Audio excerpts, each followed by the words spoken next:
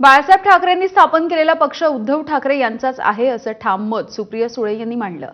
केंद्रीय निवडणूक आयोगाने अदृश्य शक्तीच्या आधारे आमच्यावरती अन्याय केला, शरद पवार यांच्याकडून चुकीच्या पद्धतीने पक्ष काढून घेतला अशी टीका खासदार सुप्रिया सुळेंनी केली आहे।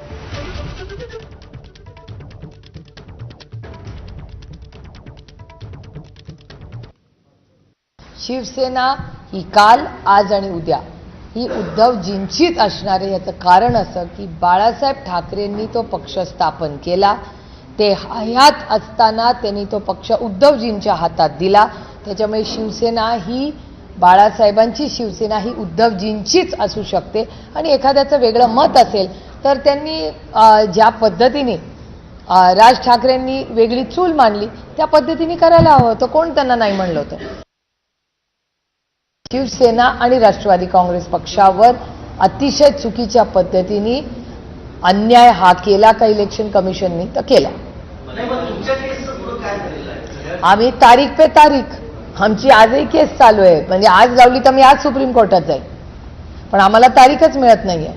हे दुर्दैव आहे की ज्या शरद पवार यांनी पक्ष स्थापन केला, कागदपत्र शरद पवारांच्या बाजूनी होती, त्या शरद पवारांकडून चुकीच्या पद्धतीने पक्ष काढून घेतला।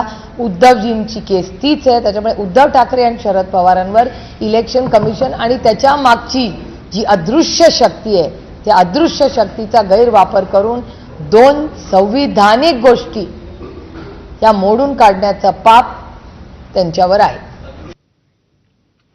तर या संदर्भात आता मुख्यमंत्र्यांनी देखील प्रतिक्रिया दिली। लोक न्यायालयाचा निर्णय हा राष्ट्रवादी आणि शिवसेनेच्या संदर्भात झालेला आहे। लोक न्यायालयाचा निर्णय हा शिंदे आणि अजित पवार यांच्याच बाजूने लागलाय असंही मुख्यमंत्री म्हणाले। सुप्रिया सुळे यांच्या टीकेवरती मुख्यमंत्र्यांनी हे वक्तव्य केलंय। यापूर्वी लोक न्यायालयाने हा निर्णय 2024च्या विधानसभा निवडणुकीत दिलेला आहे आणि लोक न्यायालयाने शिवसेना ही सन्माननीय एकनाथराव शिंदेजींची आणि राष्ट्रवादी ही अजितदादा पवारांची आहे, यावर शिक्कामोर्तब केलेला आहे।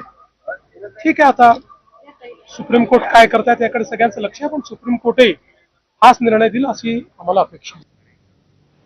पुढची बातमी बघूयात। राहुल गांधींनी पंतप्रधान नरेंद्र मोदी यांच्या परराष्ट्र धोरणाची